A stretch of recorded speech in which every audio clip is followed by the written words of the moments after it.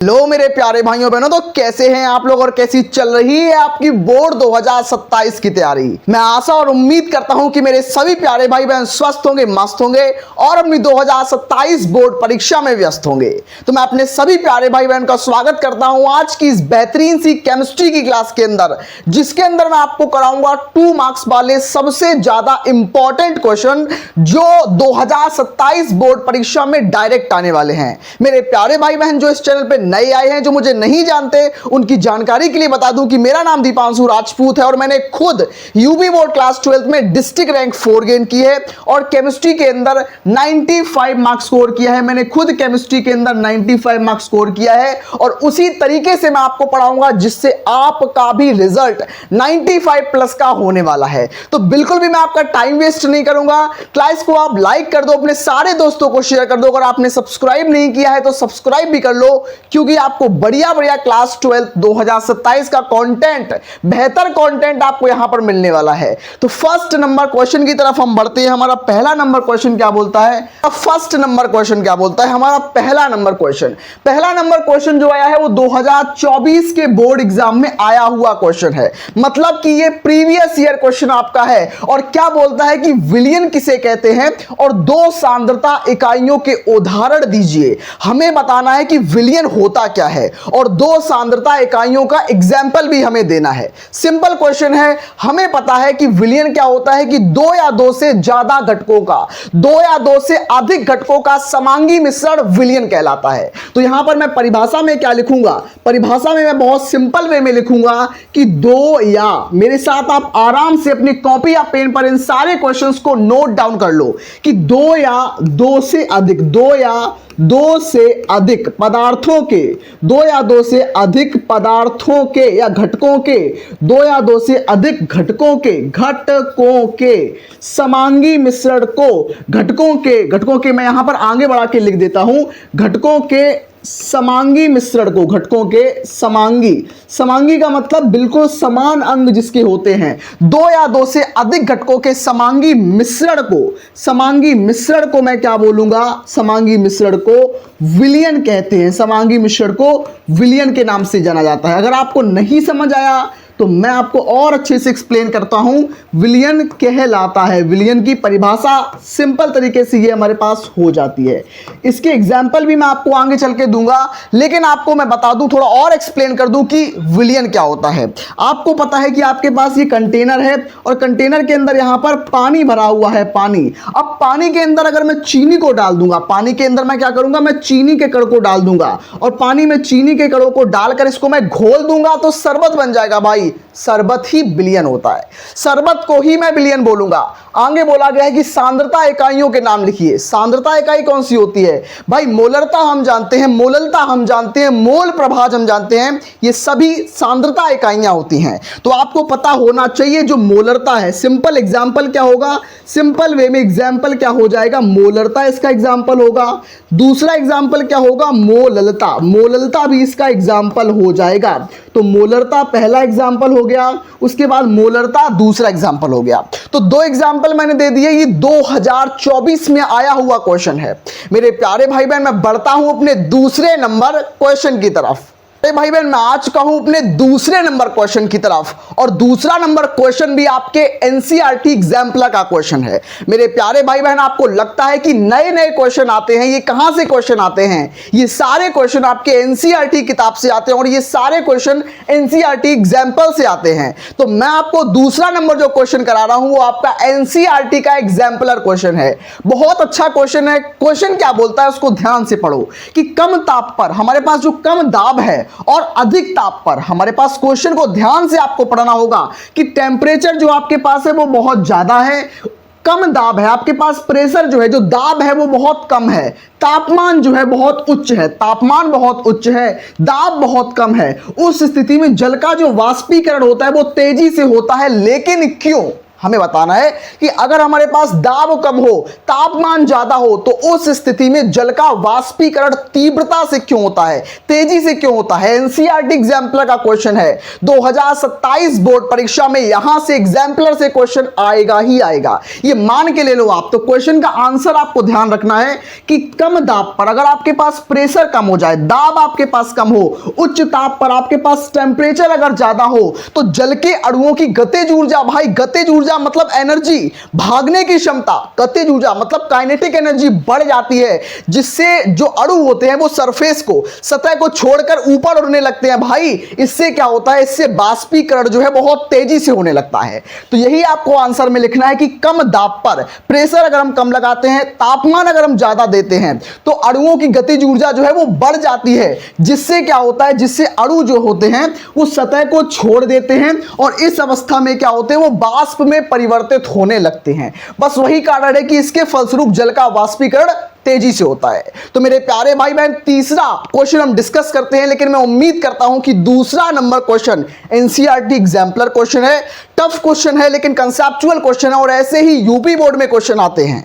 तो मैं बढ़ता हूं अपने तीसरे नंबर क्वेश्चन की तरफ। मेरे प्यारे भाई बहन, मैं बढ़ता हूं अपने तीसरे नंबर क्वेश्चन की तरफ, और थर्ड नंबर क्वेश्चन भी बेहतरीन क्वेश्चन है, और यह क्वेश्चन भी हमारा एनसीईआरटी एग्जाम्पलर का क्वेश्चन है। बढ़िया बढ़िया क्वेश्चन करा रहा हूं, छांट छांट के क्वेश्चन करा रहा हूं। सारे क्वेश्चन जो भी इस चैनल पर आपको मिलेंगे वो सारे क्वेश्चन इंपॉर्टेंट होंगे, या इंपॉर्टेंट से भी ज्यादा इंपॉर्टेंट होंगे, या प्रीवियस ईयर क्वेश्चन होंगे, या एनसीईआरटी एग्जाम्पलर क्वेश्चन होंगे। वही क्वेश्चन यहां पर आपको कराए जाएंगे। क्वेश्चन क्या बोलता है हमसे कि जली जीव, आपको पता है कि एक जली जीव जो होता है वो गर्म जल की तुलना में ठंडे जल में रहने में सहज क्यों महसूस करता है। और यह क्वेश्चन हेनरी के नियम पर आधारित है। आपको पता है कि गैसों की विलेयता का नियम जो होता है वो हेनरी का नियम है, और हेनरी का नियम का अनुप्रयोग बिल्कुल इसी पर आधारित क्वेश्चन है, एनसीईआरटी का क्वेश्चन है।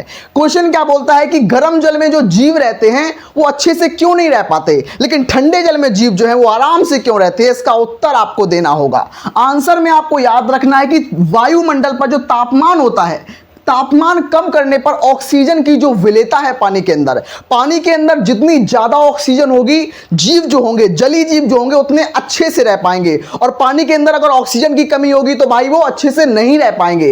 तो गर्म पानी में ऑक्सीजन की विलेयता घट जाती है, ऑक्सीजन की कमी हो जाती है, इस कारण से जीव नहीं जीवित रह पाते, मछलियां वगैरह सब मर जाती हैं। यही आपको उत्तर में लिखना है। क्या लिखना है कि वायुमंडलीय तापमान कम करने पर ऑक्सीजन की जो विलेयता है, ऑक्सीजन जो पानी के अंदर घुलने की क्षमता है वो क्या है, वो बढ़ जाती है, और समान दाब पर, ताप बढ़ने पर ऑक्सीजन की विलेयता जो है वो कम हो जाती है। इसका मतलब क्या है कि तापमान बढ़ेगा तो विलेयता कम हो जाएगी, मतलब पानी के अंदर अगर ऑक्सीजन कम हो जाएगी भाई, तो जलीय जीव जो मछलियां वगैरह हैं वो सब मर जाएंगी। और वही इसके अंदर आपको आंसर में लेना है कि अतः कम ताप पर, मतलब ठंडे पानी में ऑक्सीजन की उपस्थिति बहुत ज्यादा होती है, जिस कारण से जलीय जीव जो होते हैं वो ठंडे जल में अधिक सहज रहते हैं। भाई ठंडे जल में रहना उनको पसंद होता है। अच्छा क्वेश्चन है भाई, हेनरी के नियम पर आधारित क्वेश्चन है, और एनसीईआरटी एग्जाम्पलर का क्वेश्चन है।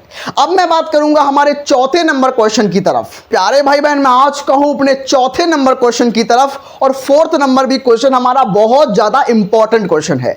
यह क्वेश्चन क्या बोलता है कि परासरण दाब किसे कहते हैं, ऑस्मोटिक प्रेशर किसे कहते हैं, और इसका सूत्र क्या होता है, इसका फॉर्मूला क्या होता है। 2 नंबर के अंदर यह क्वेश्चन बहुत आता है। परासरण दाब की परिभाषा क्या होती है, इसका फॉर्मूला क्या होता है, 2 नंबर के अंदर एग्जामिनर का फेवरेट क्वेश्चन है।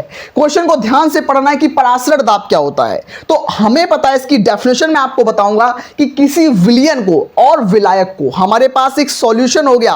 मैं आपको बहुत बेसिक तौर पर अगर आप समझाना चाहूं तो बहुत आपको मैं बता दूं कि आपके पास यहां पर क्या होगा, ये आपके पास एक कंटेनर है जिसके अंदर विलयन और विलायक दोनों भरे हुए हैं। सिंपल तरीके से याद रखना, इसके बीच में एक झिल्ली है जिसको मैं क्या बोलूंगा, अर्धपारगम्य झिल्ली, और यहां पर आपके पास क्या होगा, सॉल्यूशन, और यहां पर आपके पास होगा सॉल्वेंट। यहां पर सॉल्यूशन होगा, विलयन होगा, और यहां पर विलायक होगा। याद रखना, सिंपल वे में परिभाषा क्या लिखी है, किसी विलयन और विलायक को जब हम अर्धपारगम्य झिल्ली द्वारा पृथक करते हैं तो परासरण की क्रिया को रोकने के लिए विलयन पर जो मैं बाहरी दाब लगाता हूं, यही हमारे पास परासरण दाब है। सिंपल वे में परिभाषा मैंने आपको बता दी कि बिलियन और विलायक को, इस तरफ मेरे पास बिलियन है, इस तरफ मेरे पास विलायक है। विलियन और विलायक में जो परासरण होता है, उस की क्रिया को रोकने के लिए जो बिलियन पर लगाया गया दाब होता है, जो बाहरी दाब होता है, वही हमारे पास परासरण दाब कहलाता है। भैया फॉर्मूला क्या है, फॉर्मूला बताओ, इसका सूत्र क्या है? तो सूत्र बराबर होता है हमारे पास पाई बराबर होता है CRT, ये हमारे पास फॉर्मूला है। पाई बराबर CRT इसका सूत्र है, जहां पाई जो होता है परासरण दाब है, C हमारे पास सांद्रता है और R हमारे पास गैस नियतांक है, T हमारे पास परमताप है। तो मैंने आपको चौथा नंबर क्वेश्चन भी एक्सप्लेन किया। मेरे प्यारे भाई बहन, इस क्वेश्चन को भी आप छोड़ के नहीं जाएंगे।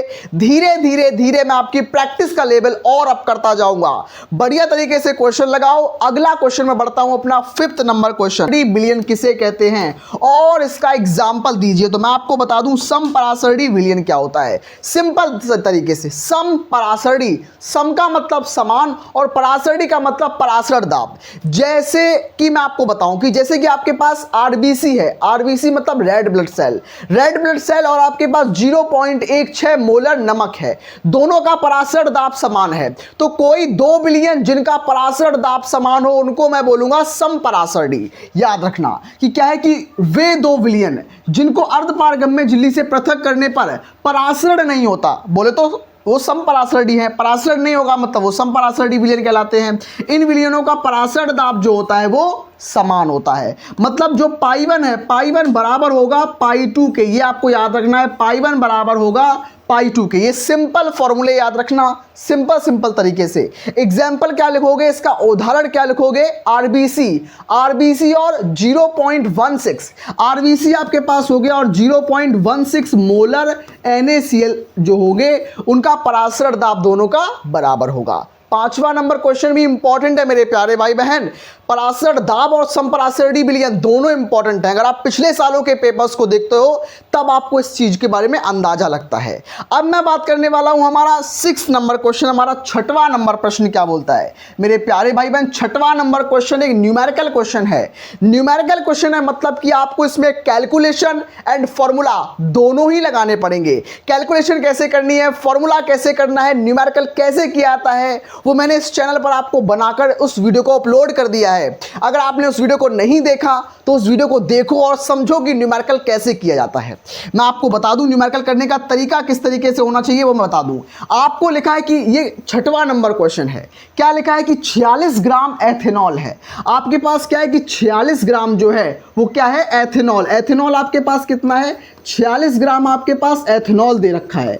जो क्वेश्चन में दिया जाए, जो क्वेश्चन में दिया जाए उसको अलग से लिख लो। 46 ग्राम एथेनॉल है, 54 ग्राम जो आपके पास है, 54 ग्राम जो होगा आपके पास 54 ग्राम जो होगा आपके पास जल होगा। तो 54 ग्राम आपके पास जल होगा। दोनों को मैं घोल दूंगा। एथेनॉल का मतलब शराब, एथेनॉल का मतलब दारू, और मेरे पास पानी। दोनों को मिक्स करने पर हम दोनों को मिक्स करते हैं, तो दोनों को मिक्स करने पर एथेनॉल का और जल का दोनों का मोल प्रभाज क्या होगा, वो क्वेश्चन हमसे पूछ रहा है। मोल प्रभाज का मतलब x, हमसे x पूछ रहा है, किसका, एथेनॉल का। एथेनॉल का मोल प्रभाज बोले तो एथेनॉल का x हमसे पूछ रहा है। और क्या पूछ रहा है भाई, जल का मोल प्रभाज बोले तो x ऑफ जल, मतलब जल का मोल प्रभाज भी पूछ रहा है और एथेनॉल का मोल प्रभाज भी पूछ रहा है। अब भैया मोल प्रभाज कैसे निकाले, हमें तो मोल प्रभाज के बारे में पता ही नहीं है। तो नो टेंशन, मोल प्रभाज निकालने के लिए सूत्र होता है। अगर आपको सूत्र नहीं पता तो तुरंत क्लास के अंदर उस सूत्र को याद कर लो। सबसे पहले मोल प्रभाज का मतलब है मोल, तो आपको पहले मोल निकालने पड़ेंगे। आपको एथेनॉल के मोल निकालने पड़ेंगे, आपको जल के मोल निकालने पड़ेंगे, उसके बाद आप मोल प्रभाज को निकाल पाएंगे। तो मोल सबसे पहले आप निकालेंगे मोल को। अगर मैं बात करूं एथेनॉल का मोल, तो मैं एथेनॉल के लिए ई शब्द यूज करूंगा, ई ऑफ एन, मतलब एन ऑफ ई। एन का मतलब मोल हो गया, ई का मतलब एथेनॉल का। तो मैं इसका मोल निकालूं तो मोल बराबर क्या होता है, भार बटे अणु भार। भार कितना है, 46। भार कितना भाई, 46 इसका भार है। और इसका अणु भार कितना होता है, वो भी अणु भार भी 46 ही होता है, 46 ही इसका अणु भार होता है। तो 46 बटे 46 कितना हो जाएगा, 1 भाई, यहां पर 1 आ जाएगा। तो हमें पता लग गया कि एथेनॉल के मोल कितने आ गए, 1 मोल आए। अब मैं निकालूं N of H2O। N of H2O का मतलब हो गया जल के मोल। मैं मोल प्रभाज मैंने नहीं निकाला, मैंने यहां पर मोल निकाले हैं।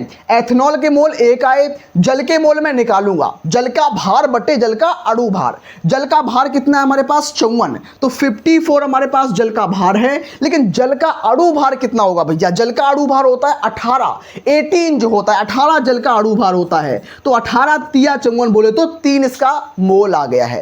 अब हमें मोल प्रभाज निकालना पड़ेगा, मोल अंश निकालना पड़ेगा। मोल प्रभाज बोल दो, मोल अंश बोल दो, एक ही बात होती है। मोल प्रभाज कैसे निकालेंगे बोले तो भैया एक्स ऑफ एथेनॉल निकालें। अगर हम एक्स ऑफ एथेनॉल की, एथेनॉल के मोल, एथेनॉल के कितने मोल है हमारे पास? एथेनॉल का 1 मोल है, एथेनॉल का 1 मोल है बटे टोटल मोल। यहां इसके बटे में क्या लिखेंगे? Total mole. टोटल मोल कितने हैं?